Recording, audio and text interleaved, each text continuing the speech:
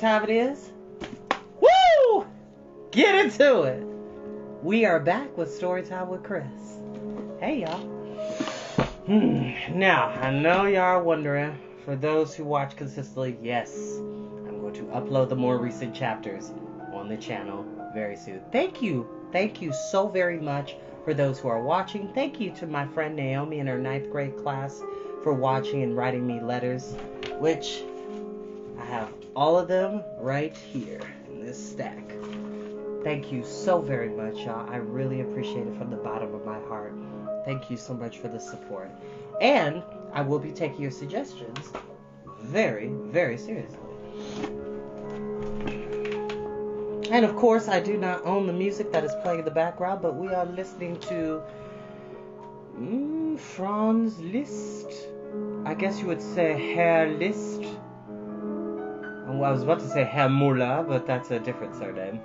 Or Monsieur Liszt, Monsieur France, Signore France.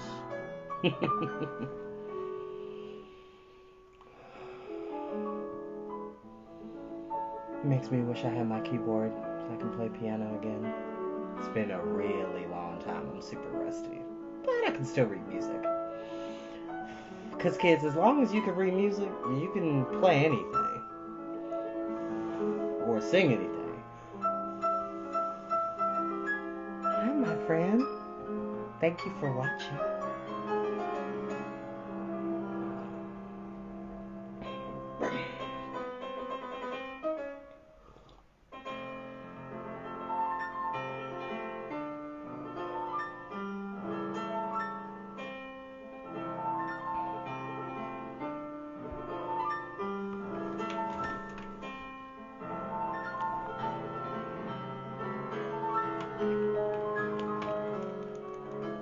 Also, for my friends that are tech savvy with videos and whatnot, can anybody please privately message me and teach me how to add closed captioning? The reason why I ask is that I have friends that are a part of the deaf community, and I wanted to be able to accommodate for them so that they can be able to watch the fullness of these videos and have captioning with them. We always tend to assume that everybody is living in a hearing world, which in reality that's not true. Everybody has different things that they're dealing with. Some are blind and use Braille. Some are deaf and use closed captioning or ASL, which to my deaf community members, love you. But yeah, if anybody can teach me how to do that, I'd be really, really grateful so that I can post these videos with closed captioning in the future.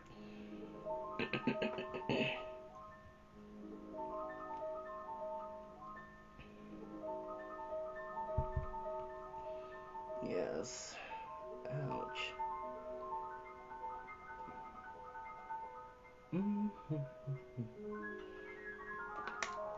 Without further ado, let's begin. We are back into the land of Fantastica, and it seems like Bastien is not doing too great. He is being very hateful towards his friends, which you should never do. We're going to find out what happens. Chapter 21. The Star Cloister.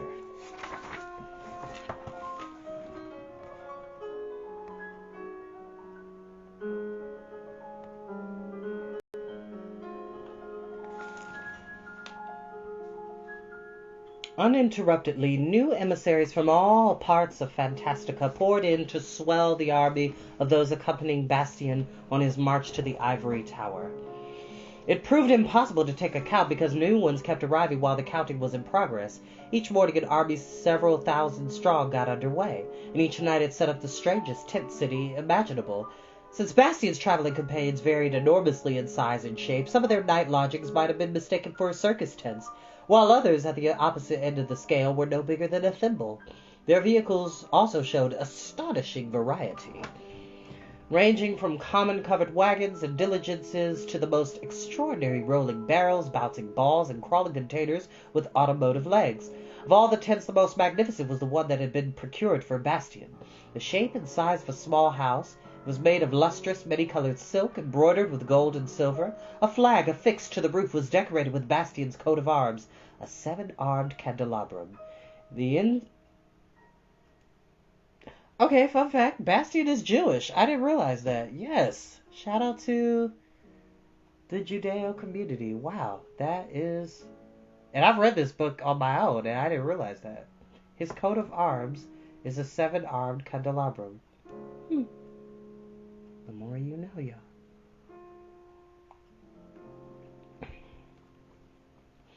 The inside was furnished with soft blankets and cushions. Bastian's tent was always set up at the center of the camp, and the blue djinn who had become his factotum stood guard at the entrance. Which, that's a fancy way of saying, like, his bodyguard, his personal courier, his person who announces any changes that may happen. That is, this djinn's job. Atreyu and Falcor were still among the host of Bastian's companions, but since the public reprimand, he hadn't exchanged a word with them. Secretly, he was awaiting for Atreyu to give in and apologize, but Atreyu did nothing of the kind, nor did Falcor show any inclination to humble himself before Bastian. And that, said Bastian to himself, was just what they must learn to do. If they expected him to back down, they had another think coming. His will was of steel, but if they gave in, he'd welcome them with open arms. If Atreyu knelt down to him, he would lift him up and say, "Don't kneel to me, Atreyu. You are and remain my friend." But for the time being, Atreyu and Falcor brought up the rear of the procession. Falcor seemed to have forgotten how to fly.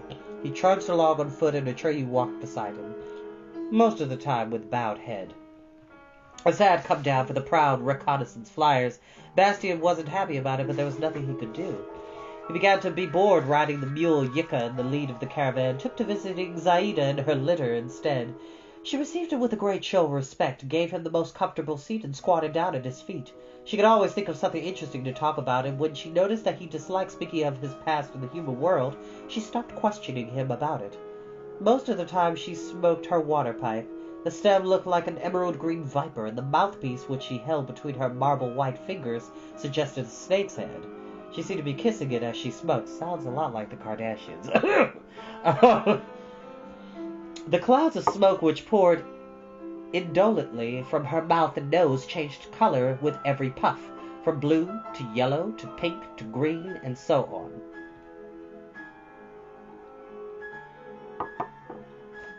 "Zaide," said Bastian on one of his visits, looking thoughtfully at the armored giants who were carrying the litter, "there's something I've been meaning to ask you." "Your slave is listening," said Zaide. "When I fought your guards," said Bastian, "I discovered there was nothing inside their shell of armor. So what makes them move?" "My will," said Zaide with a smile. "It's because they're empty that they do my will. My will can control anything that is empty." She turned her red and green gaze on Bastian. For a moment, it gave him a strangely eerie feeling, but quickly she lowered her lashes. "Could I control them with my will?" he asked. "Of course you could, my lord and master," she replied. "You could do 100 times better than I. I am as nothing beside you. Would you care to try?" "Not now," said Bastian, who was rather frightened at the idea. "Maybe some other time." "Tell me," said Zaida, "do you really enjoy riding an old mule? Wouldn't you rather be carried by things you can move with your will?" "But Yika likes to carry me," said Bastian almost peevishly. "It gives her pleasure." "Then you do it to please her?" "Why not?" said Bastian. "What's wrong with that?" Zaide let some green smoke rise from her mouth. "Oh, nothing at all, my lord. How can anything you do be wrong?" "What are you driving at, Zaide?" She bowed her head of flaming red hair. "You think of others too much, my lord and master," she whispered. "No one is worthy to divert your attention from your own all-important development. If you promise not to be angry, I will venture a piece of advice. Think more of your own perfection." "What does that have to do with Yika?" "Not much, my lord. Hardly at all. Just this. She's not a worthy mount for someone as important as you. It grieves me to see you riding such an undistinguished animal. All your traveling companions are surprised. You alone, my lord and master, seem unaware of what you owe to yourself." Bastian said nothing, but Zaida's words had made an impression. Next day, as the procession with Bastian and Yika in the lead was passing through lush rolling meadows, interspersed here and there by small copses of fragrant lilac, he decided to take Zaida's advice. At noon, when the caravan stopped to rest, he patted the old mule on the neck and said, "Yika, the time has come for us to part." Yika let out a cry of dismay. "Why, master?" she asked. "Have I done my job so badly?" And tears flowed from the corners of her dark eyes. "Not at all," Bastian hastened to reassure her. "You've been carrying me so gently all this time, you've been so patient and willing, that I've decided to reward you." "I don't want any other reward," said Yika. "I just want to go on carrying you. How could I wish for anything better?" "Didn't you once tell me it made you sad that mules can't have children?" "Yes," said Yika, "because when I'm very old, I like to tell my children about these happy days." "Very well," said Bastian. "Then I'll tell you a story that will come true, and I will tell it only to you and no one else, because it's your story." Then he took hold of one of Yika's long ears and whispered into it. "Not far from here in a little lilac copse, the father of your son is waiting for you. He's a white stallion with the white wings of a swan. His mane and his tail are so long they touch the ground. He has been following you secretly for days because he's immortally in love with you." "With me?" cried Yika, almost frightened. "But I'm only a mule, and I'm not as young as I used to be." "In his eyes," said Bastian in an undertone, "you're the most beautiful creature in all Fantastica, just as you are. And also, perhaps, because you've carried me. But he's very bashful. He doesn't dare approach you with all these creatures about. You must go to him, or he'll die of longing for you." "My, oh my!" Yika sighed. "Is it as bad as all that?" "Yes," Bastian whispered in her ear. "And now, goodbye, Yika. Just run along. You'll find him." Yika took a few steps, but then she looked back again. "Frankly," she said, "I'm kind of scared." "There's nothing to worry about," said Bastian with a smile. "Don't forget to tell your children and grandchildren about me." "Thank you, master," said Yika, and off she went. For a long while Bastian looked after her as she hobbled off. She wasn't really happy about sending her away. He went to his luxurious tent, lay down on the soft cushions, and gazed at the ceiling. He kept telling himself that he made Yika's dearest wish come true. Oh, excuse me, but that didn't make him feel any better. A person's reason for doing someone a good turn matters as much as the good turn itself. But that made no difference to Yika, for she really did find the white-winged stallion. They married, and she had a son who was a white-winged mule. His name was Pataplan, and he made quite a name for himself in Fantastica. But that's another story, and shall be told another time. From then on, Bastian traveled in Zaide's litter. She even offered to go out and walk alongside so as to give him every possible comfort. But that was more than Bastian would accept, so they sat together in the comfortable red coral litter which from then on led the procession. Bastian was rather gloomy and felt a certain resentment towards Zaide for persuading him to part with his mule. He kept answering her in monosyllables, so that no real conversation was possible. Zaide soon realized what the trouble was.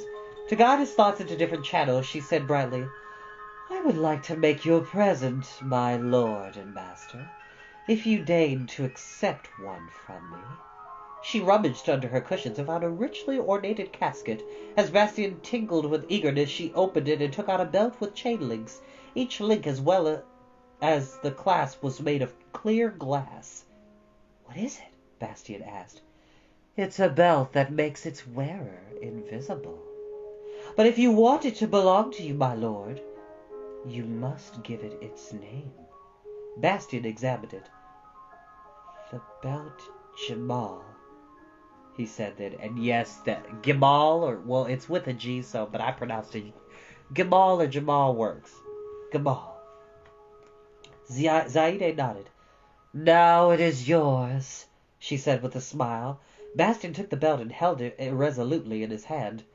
"Would you like to try it now?" she asked, "just to see how it works?"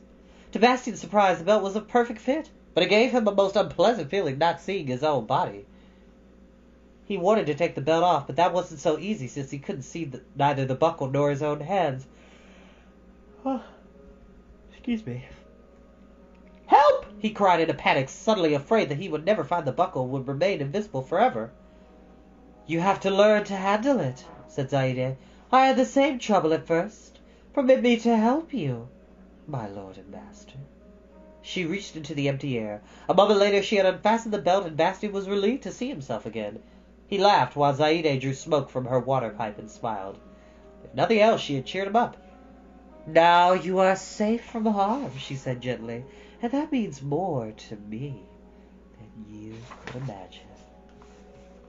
Harm? Asked Bastian, still slightly befuddled. What sort of harm? No one can contend with you, Zaide whispered. Not if you are wise. The danger's inside you, and that's why it's hard to protect you against it. Inside me? What does that mean? A wise person stands above things. He never loves nor hates. But you, my lord, set store by friendship. Your heart should be as cold and indifferent as a snow-covered mountain peak. And it isn't. That's why someone can harm you. Someone? What's someone?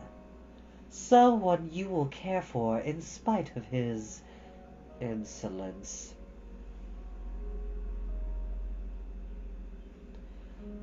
Speak plainly. That rude, arrogant little savage from the green-skinned country, my lord. Atreyu? Yes. And that outrageous, impertinent Falcor. You think they would harm me? Bastian could hardly keep from laughing. Zaide bowed her head and said nothing. I'll never believe that, said Bastian. I won't listen to another word. Zaide still said nothing. She bowed her head still lower. After a long silence, Bastian asked, What do you suppose Atreyu is plotting? My lord, Zaide whispered, I wish I hadn't spoken. Well, now that you've started, Bastian cried, tell me everything. Stop beating about the bush. What do you know? I tremble at your anger, my lord, Zaide stammered, and true enough she was all a tremble. But even if it costs me my life, I will tell you. Atreyu was plotting to take the childlike Empress's amulet from you, by stealth or by force. For a moment Bastian could hardly breathe. Can you prove it? He asked. Zaide shook her head. My knowledge, she murmured, is not of the kind that can be proved. Then keep it to yourself, said Bastian, the blood rising to his face, and don't malign the truest, bravest boy in all Fantastica. With that he jumped out of the litter and left her. Zaide's fingers played with the snake's head, and her green and red eyes glowed. After a while she smiled again. Violet smoke rose from her mouth, and she whispered, You will see, my lord and master. The belt Gimal will show you. When the camp was set up that night, Bastian went to his tent. He ordered Ilwan, the blue djinn, not to admit anyone, especially not Zaide. He wanted to be alone and to think. What the sorceress had told him about Atreyu hardly seemed worth troubling his head about. He had something else on his mind. Those few words she had dropped about wisdom. He had been through so much. He had known joy and fear, discouragement and triumph. He had rushed from wish fulfillment to wish fulfillment, never stopping to rest. And nothing had brought him calm and contentment. To be wise was to be above joy and sorrow, fear and pity, ambition and humiliation. It was to hate nothing and to love nothing, and above all to be utterly indifferent to the love and hate of others. A truly wise man attached no importance to anything. Nothing could upset him and nothing could harm him. Yes, to be like that would be his final wish, the wish that would bring him to what he really wanted. Now he thought he understood what Gregorman had meant by those words, and so he wished to become wise, the wisest being in all Fantastica. A little later he stepped out of his tent. The moon cast its light on a landscape that he had scarcely noticed up until then. The tent city lay in a hollow rigged about strangely shaped mountains. The silence was complete. The hollow was fairly well wooded, while on the mountain slopes the vegetation became more sparse, and farther up there was none at all. The peaks formed all manner of figures, almost as though a giant sculptor had shaped them.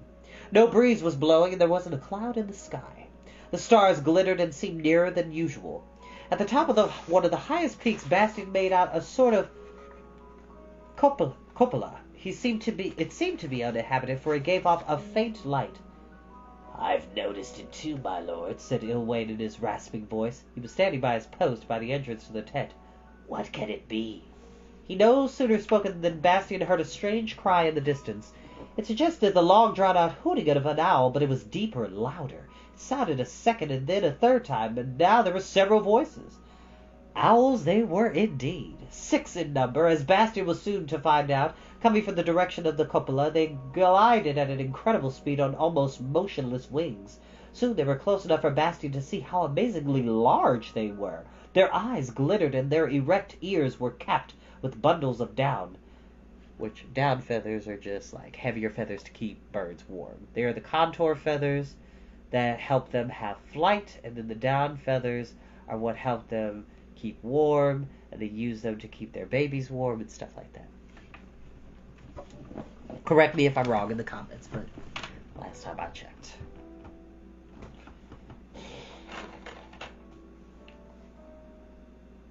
Their flight was soundless, but as they landed, a faint whirling of their wings could be heard. And then they were sitting on the ground in front of Bastian's tent, swiveling their heads with their great round eyes in all directions.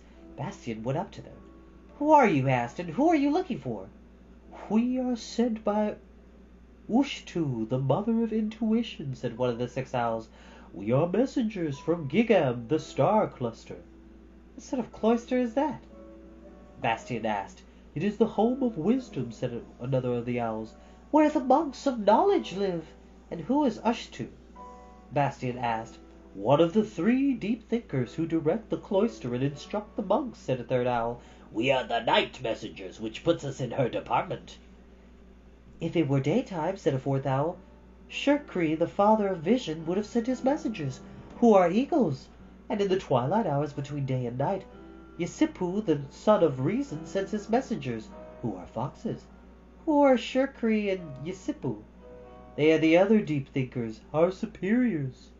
"And what are you doing here?" "We are looking for the great knower," said the 6th owl. "The 3 deep thinkers know he is in this tent city and have sent us to beg him for illumination." "The great knower?" asked Bastian. "Who's that?" "His name," replied all 6 owls at once, "is Bastian Balthazar Books." "You found him," said Bastian. "It's me."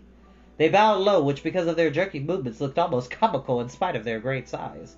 "The 3 deep thinkers," said the 1st owl, "beg you humbly and respectfully to visit them. They hope you will solve a problem they have been trying in vain to solve all their long lives."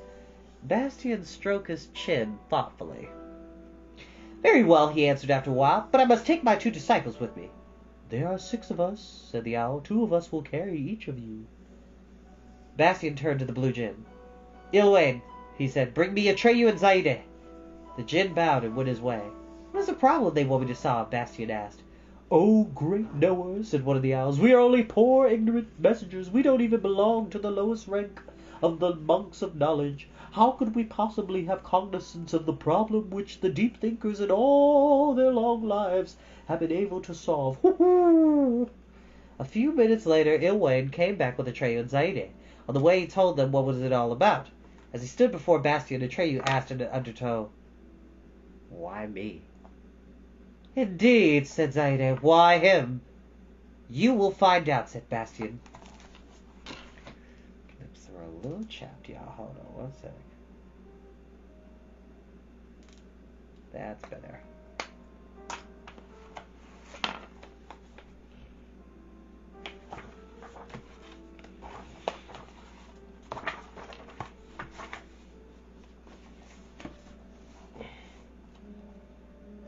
With an admirable foresight, the owls had brought trapezes, 1 for every 2 owls. Bastian, Atreyu, and Zaide sat on the bars, and the great night birds, each holding a trapeze rope in its claws, rose into the air. When the travelers reached the star cloister of Gigam, they found that the great cupola was only the uppermost part of the large building composed of many cubical compartments. It had been taken for the continuation of a sheer cliff. An unbidden visitor could hardly have gained admittance to the place. The cubical compartments contained the cells of the monks of knowledge, the libraries, the refectories, and the lodgings of the messengers. The meeting hall where the 3 deep thinkers delivered their lectures was situated under the cupola. The monks of knowledge were fantasticans of all kinds, from every part of the realm, but anyone wishing to enter the cloister had to break off all contact with family and country. The lives of these monks were hard and frugal, devoted exclusively to knowledge. And by the way, kids, frugal is one of my favorite words, and it is a word that describes someone who doesn't need a whole lot, doesn't need extravagant things. They don't need a whole lot of things to function in life. Very frugal is to describe someone who is smart, but lives by their base needs. Like, it is someone who, which I am very frugal. I don't need designer clothes to know that I'm doing great in life. I don't need Gucci, Louis Vuitton, Versace, Dolce & Gabbana, none of that stuff. It is nice to have those things. That cannot be denied. But it doesn't matter how much stuff costs. You can't take it with you. Okay? Nice things are nice to have, but they can buy you happiness and they can buy you love. So it is better to be a bit more frugal in life.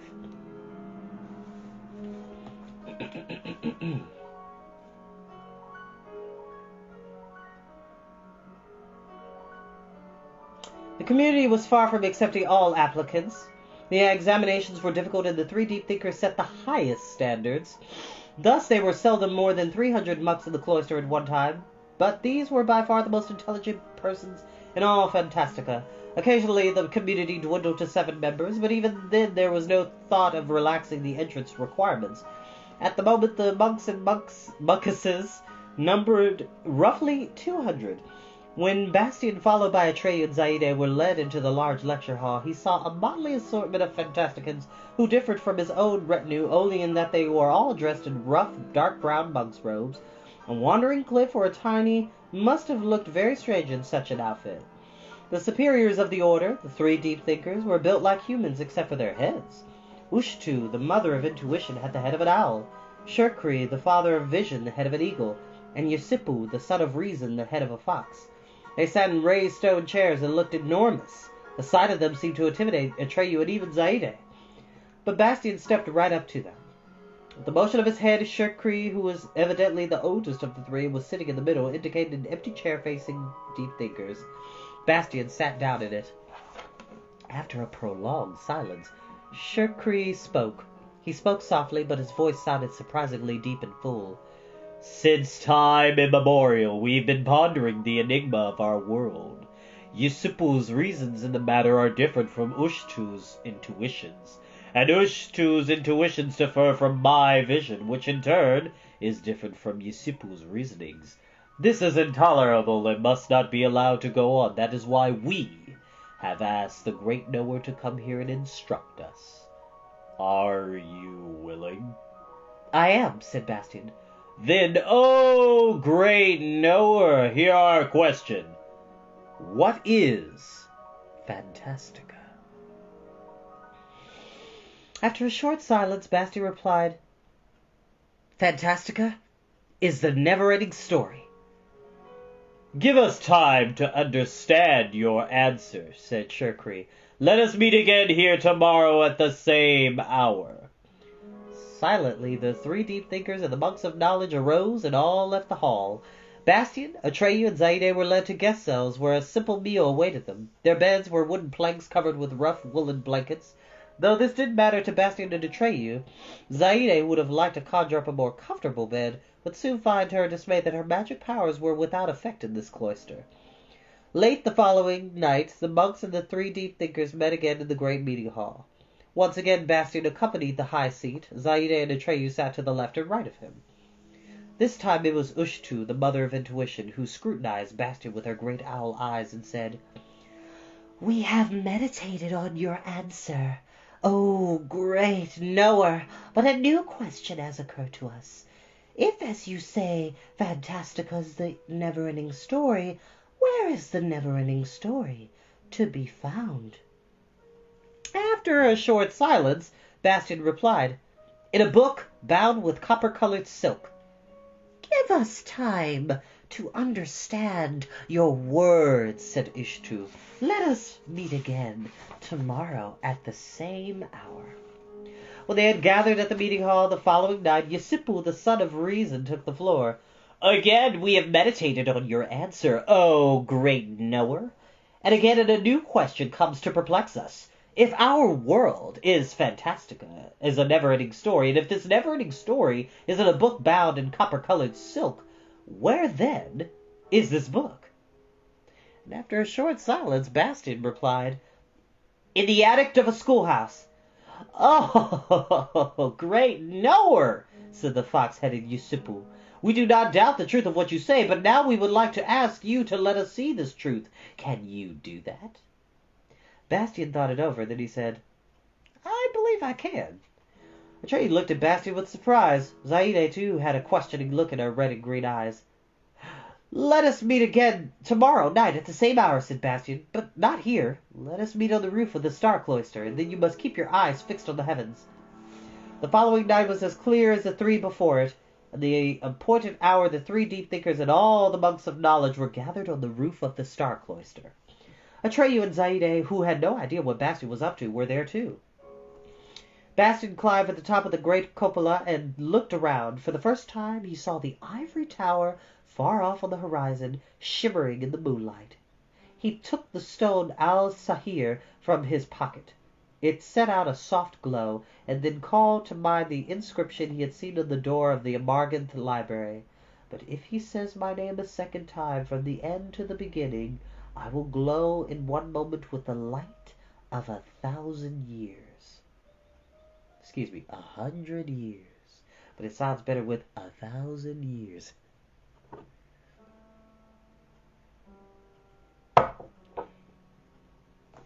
He held the stone up high and cried, Rihasla!